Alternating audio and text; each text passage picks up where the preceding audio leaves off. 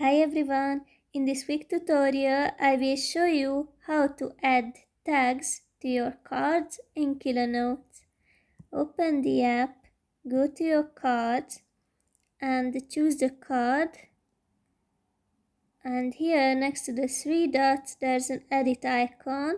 Click on it, and under the card you can see add tag. Use this sign first and then write, for example, study, and save it. Now if we go under study, you can see that my card belongs here from now on.